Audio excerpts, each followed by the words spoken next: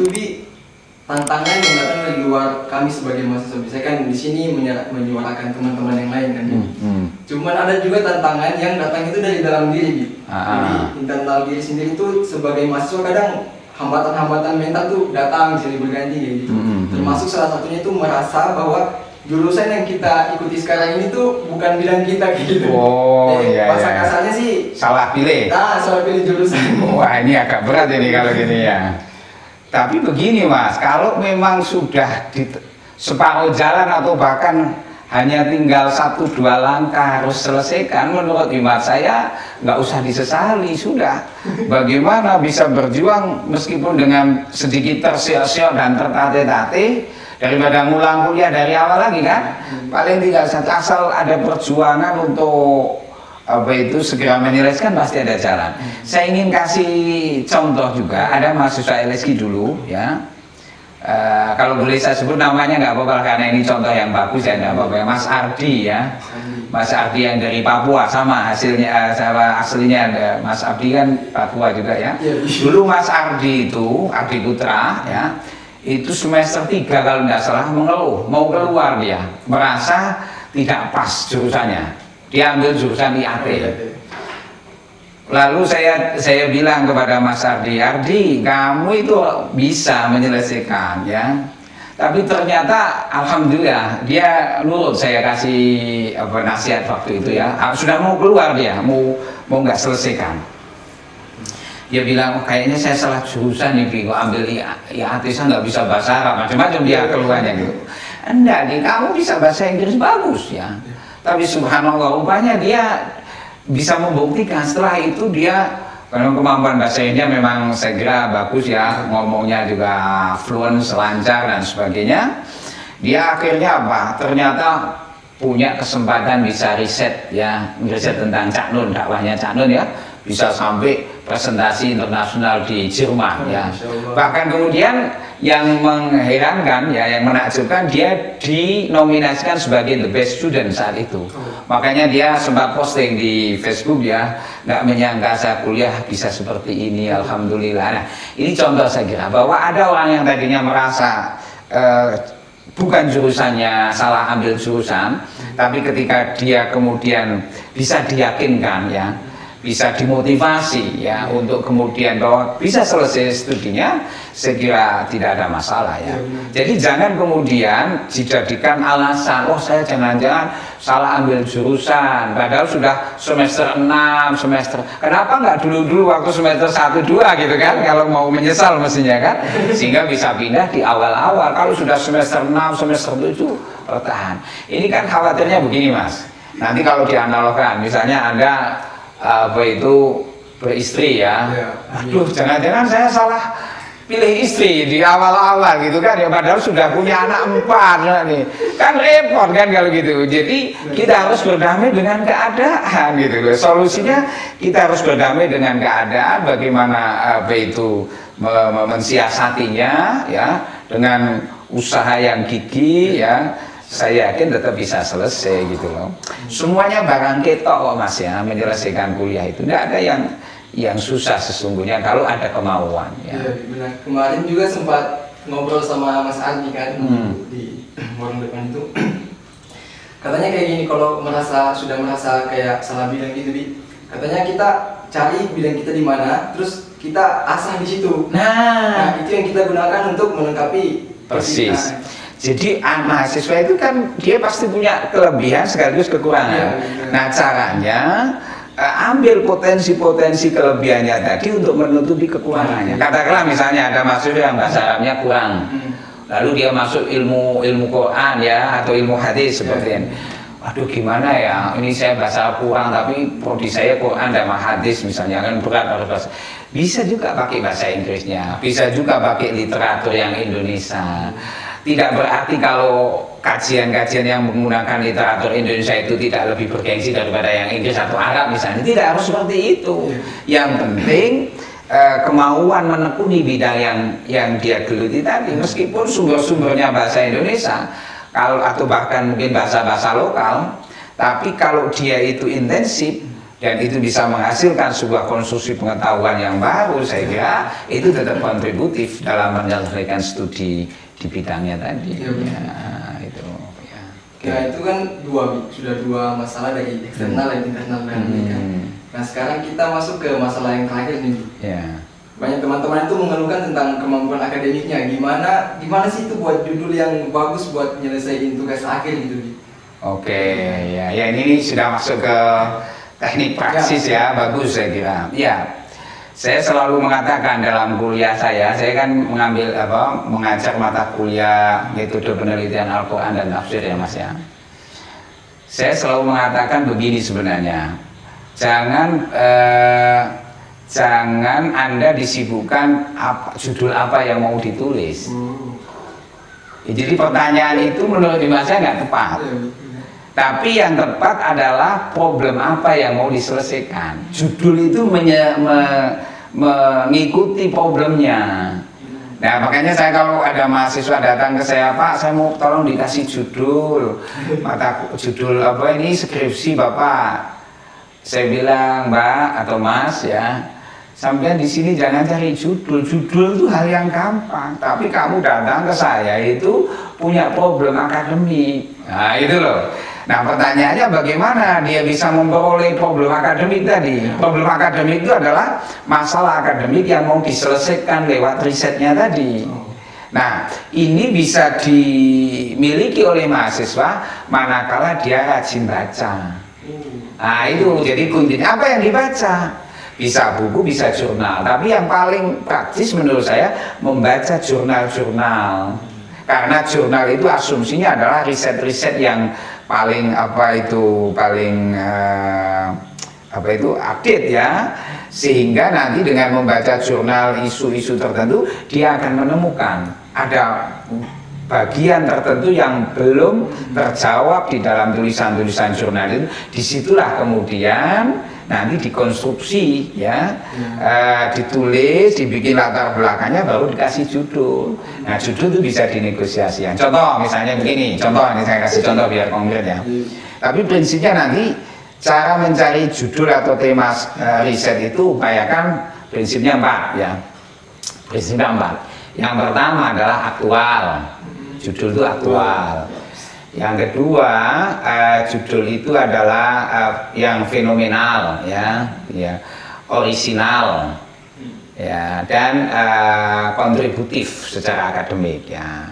Jadi ada dimensi orisinalitas, ada dimensi aktualitas ya, kemudian fenomenal ya, artinya yang sedang in gitu kan ya, yang fenomena itu sedang diperbincangkan orang, dan berharap itu kontributif bagi pengembangan core bisnis keilmuan.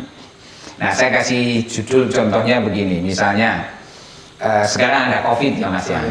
Ini teman-teman yang di ilmu hadis maupun ilmu tafsir, saya kira bisa. Ini kan fenomena yang sedang aktual kan. Misalnya pemahaman hadis-hadis ya tentang meluruskan soft misalnya gitu. Di era di masa pandemi ekonomi ini gimana itu memahami hadis-hadis seperti itu misalnya kan. Kemudian kontekstualisasi pemahaman hadis tentang taun zaman Nabi. Nah itu kan bisa dibawa isunya dengan kondisi kekinian yang sedang tentang corona misalnya kan ya.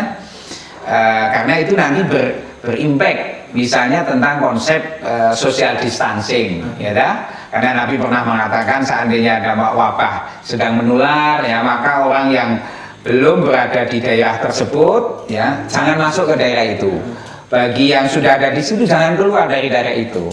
Itu kan konsep social distancing. Kalau dalam bahasa sekarang mungkin termasuk jangan mudik ya, jangan pulang dulu takut membawa wabah corona dan sebagainya. Nah, kemudian bagaimana dengan hadis yang mengatakan la adwa wala tiarota, tidak ada penyakit menular dan tidak ada kabar-kabar burung. Nah, antara hadis tentang la adwa wala tiarota, tidak ada penyakit menular dan kabar burung ya, ini satu sisi kan terkesan kontradiktif dengan anjuran Nabi, misalnya kalau ada unta yang sakit, pisahkan yang sakit dari yang sehat. Nah, hal ini kan saya kira menarik untuk diangkat, bagaimana memahami hadis tentang tidak ada penyakit menular, ya, dan kontekstualisasinya di era corona seperti ini misalnya. Itu kan ada dimensi aktualitas, originalitas, dan kontekstualitas, ya, dan kontributif. Jadi nanti akan melahirkan sebuah pemahaman-pemahaman hadis yang tidak hanya tekstual tetapi kontekstual misalnya, kan gitu. Itu contoh dalam hadis. Dalam Quran saya kira, ya, saya menulis, saya insya Allah sebentar lagi sudah terbit, ya, tapi itu bisa menginspirasi. Silakan teman-teman misalnya lanjutkan tulisan sederhana saya, ya. Saya tulis misalnya tipologi bencana dalam perspektif Quran. Ada orang menganggap misalnya, kan, ini berangkat isunya menganggap bahwa bencana ini azab. Ya, bahkan ada yang menganggap itu tentara Tuhan yang dikirim di mana? Di Wuhan, Cina gitu. Tapi begitu ternyata corona itu kok juga menyerang negara-negara Islam. Kalau tadinya asumsinya negara kafir, itu pandangan-pandangan seperti itu kan perlu dikritisi, kan gitu. Apa benar bencana itu sebagai sebuah azab? Jangan-jangan rahmat misalnya. Lalu kita mencoba bagaimana Quran memandang tentang bencana. Maka boleh dicari, ya, apa term-term yang ada di dalam Quran tentang bencana. Ada istilah bala, ada musibah, ada tadmir, ada azab, dan sebagainya. Ternyata nanti saya menemukan semacam isyarat-isyaratnya, ada tipologi bencana itu, ya. Bencana itu bisa dia sebagai azab, memang iya ada sekian banyak ayat menyebut, termasuk yang pernah menimpa umat-umat terdahulu. Bencana juga bisa sebagai bala, ujian, untuk melihat kualitas keimanan dan amaliyah, ya. Kemudian juga bencana bisa menjadi sebuah musibah untuk menguji kesabaran. Tapi sisi lain bencana juga bisa menjadi rahmat. Nah, itu artinya apa? Ini bisa dikembangkan konsep tentang bencana dalam perspektif Quran dengan menghubungkan situasi kekinian tentang corona, menarik diangkat untuk menjadi isu-isu yang tema-tema riset yang saya kira kontributif dalam pengembangan. Sehingga nanti kita kontribusi ke ilmunya, misalnya kita tidak mudah menuduh kalau ada orang terkena penyakit, kamu diazab Tuhan. Tidak bisa, kan gitu kan? Karena harus dilihat konteksnya, kemudian term-term yang ada di Quran ternyata sangat variatif dan complicated, ya. Saya kira itu, ya. Jadi emang intinya tuh membaca, ya, sebelum membaca bisa membaca dalam pengertian membaca buku yang teks, tapi juga realitas. Jadi realitas itu ya fenomena sosial itu dibaca, dihubungkan, direfleksikan gitu. Nah, supaya punya nalar riset yang bagus, saran saya tetap kalau mau baca buku-buku yang hasil riset. Atau yang paling sederhana adalah membaca jurnal-jurnal riset itu, ya. Anda tertarik isu apa misalnya, isu lingkungan, ya baca jurnal-jurnal tentang ekologi. Kalau tertarik tentang musibah, fenomena musibah, bencana, ya baca tentang mitigasi bencana dan seterusnya. Itu nanti akan data ini akan ngumpul di nalar kita ini dan kemudian membentuk sebuah gagasan-gagasan yang bisa direkonstruksi, saya kira, ya. Sepertinya kayaknya ada pertanyaan lanjutannya, Bi, kalau seandainya seperti itu, apakah bisa itu kita berangkat untuk memecahkan masalah hanya dalam melihat fenomena saja, Bi, atau harus selalu dihubungkan dengan buku-buku atau hasil? Iya, karena kalau ya ini dilihat prodinya, Mas, ya. Jadi kalau prodi ilmu hadis sama ilmu Quran yang saya ketahui, kan kita ada istilah living hadis dan living Quran. Kalau living hadis, living Quran itu biasanya berangkat dari fenomena-fenomena sosial, lalu nanti akan dicarikan cantolan tagnya kayak apa gitu kan, pola resepsinya bagaimana dan seterusnya itu. Tapi kalau mau kajian tag literatur murni, ya kajian tag kajian pustaka, ya berarti dari buku-buku, ya. Dan bisa saja misalnya menemukan makhtutot ya, manuskrip, dikaji apa isi manuskripnya, sejarah manuskrip tadi, kontennya, kemudian macam-macamnya. Kalau di buku yang saya tulis di Metopen itu saya membagi ada 6 pola Mas ya. Saya kira ini bisa menginspirasi, ada model pola-pola risetnya kan, ada yang basisnya adalah kajian tokoh, jadi mengkaji pemikiran tokoh. Kemudian ada model kajian tematik, berarti tema-tema aktual ya. Ada kajian yang basisnya studi kawasan, berarti mengkaji tentang kajian tafsir di kawasan tertentu, misalnya tafsir di Madura, tafsir di Aceh kayak apa, tafsir di Jawa kayak apa, tafsir di Sunda. Itu namanya studi kawasan. Kemudian ada yang keempat adalah yang kajian manuskrip, berarti mengkaji manuskrip-manuskrip yang terkait dengan kajian Quran dan hadis ya. Dan ini saya kira banyak contoh-contohnya, teman-teman bisa lihat. Kemudian yang kelima ada kajian model komparatif ya. Sekarang boleh dikembangkan misalnya kajian tafsir di dunia medsos. Nah, ini kan fenomena baru itu. Bagaimana situs-situs tertentu itu menawarkan model-model tafsiran ya, itu bisa diangkat isunya, apa ideologinya, apa karakteristiknya dan kecenderungannya, bisa di riset lah. Kemudian yang tadi terakhir saya sebut ada living Quran, kalau jadi bagaimana praktek-praktek tradisi yang ada di masyarakat, apa hubungannya dengan teks-teks yang menginspirasi tradisi tadi, bagaimana pola resepsinya, meaningnya, maknanya dan seterusnya ya. Saya kira itu ya. Ya mungkin dari pertanyaan mewakili teman-teman hanya itu ya. Ya. Sebelum menyimpulkan mungkin boleh lap keringat dulu. Ya boleh. Dengar informasi juga butuh apa?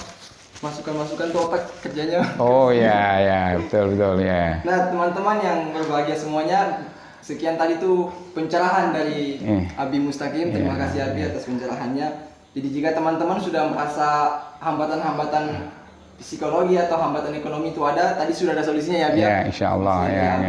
Terus kemudian pengen nyelesain kuliahnya, tadi juga sudah ada solusinya gimana harus nyari judul. Ternyata bukan judul yang dipertanyakan, tapi problem akademik dulu. Jadi analognya seperti ini Mas Adi. Wis ono bayinya, sudah ada bayinya baru kasih nama. Jangan merancang nama ternyata bayi kita sudah merancang namanya laki-laki, bayi keluarnya perempuan. Kan ya susah kan? Kan penting sudah ada problemnya dulu, ada wujudnya baru kita kasih judul. Saya kira itu. Mungkin sekian dari dialog kali ini Bi. Mungkin saya bisa menyimpulkan tiga. Boleh, monggo. Oke, teman-teman, jadi untuk teman-teman yang merasa punya problem ekonomi untuk membiayai kuliah itu ada empat opsi yang diberikan oleh Abi. Yang itu pertama bisa cari pekerjaan sampingan yang tidak full time. Jadi bisa ambil shift malam. Jadi setelah kuliah malamnya kerja kayak gitu. Yang kedua itu bisa ambil cuti. Jadi fokus dulu. Fokus kerja dulu, cukupkan biayanya untuk kuliah, baru lanjut ya begitu ya Bi. Bagus. Nah, yang ketiga ada nulis tentang yang dimana kita ada di jurusan itu. Misal sebagai saya nih Bi, saya jurusan ilmu hadis. Mungkin kalau kekurangan dana buat kuliah, saya bisa nulis kirim ke jurnal-jurnal atau di media online. Media online itu lumayan dapatnya. Dapat fee-nya lumayan. Itu bisa. Nah, yang terakhir itu tentang cari orang tua asuh ya Bi. Cari orang tua asuh gimana? Mungkin dari Bi tadi gimana? Cari orang tua asuh yang siap untuk diikuti lah ya. Mungkin dia bisa membantu membayarkan SPP-nya, lalu dia tinggal di rumahnya sambil ikut mengaji, bantu-bantu pekerjaan sedikit-sedikit ya Bapak. Atau ada juga yang mungkin murni jadi orang tua asuh tanpa harus meminta bantuan pekerjaannya kan ya. Jadi murni dia memang pengen mendarmakan sebagian gajinya untuk membantu mahasiswa yang kesulitan ya. Nah, itu keempat opsi yang diberikan Abi. Cuman ada dua opsi di luar yang sering, atau cari beasiswa. Opsi luar itu bisa cari beasiswa atau bisa jadi takmir tadi ya Abi. Tinggal di masjid ya. Jadi takmir masjid, dan ada tadi itu jualan online Bi. Bagus. Nah, itu di antara opsi-opsi yang bisa teman gunakan untuk mengatasi masalah-masalah ekonominya kita semua ya sebagai mahasiswa. Nah, intinya harus ada kemauan. Ada kemauan, ada jalan. Dan jangan gengsi. Yang kedua itu Tadi itu tentang problem psikologi, tentang gimana sih kita tuh merasa salah jurusan. Nah, tadi solusinya yang diberikan itu kita cari kelebihan kita di mana. Kelebihan kita yang misal kita lebihnya di bahasa Inggris. Nah, kita gunakan kelebihan itu untuk menutupi kekurangan kita di bidang lain, misal di bidang bahasa Arab kita tutupi, kayak gitu. Tadi dicontohkan kayak Mas Ardi ya, Bi. Nah, itu. Nah, yang ketiga adalah setelah solusi dari kita dengan luar diri kita, psikologi dan ekonomi sudah selesaikan, sekarang yang terakhir itu solusi gimana nyelesain tugasnya, Bi. Nah, itu intinya teman-teman kalau mau cepat nyelesain tugas, tadi solusi dari Abi, kita baca dulu, terus dapatkan problemnya. Problem akademik baca apa yang jurnal, baca jurnal, baca fenomena. Diskusi dengan kakak kelasnya atau orang-orang yang sudah lebih punya pengalaman atau dosen DPA-nya diajak ngobrol. Nanti ketika sudah dapat problem akademiknya baru kita konsultasi minta judul gitu ya, Bi. Nah, kayak gitu. Mungkin cukup sekian teman-teman. Terima kasih telah setia menemani kami berdialog tentang kuliah ini, manajemen kuliah yang kedua.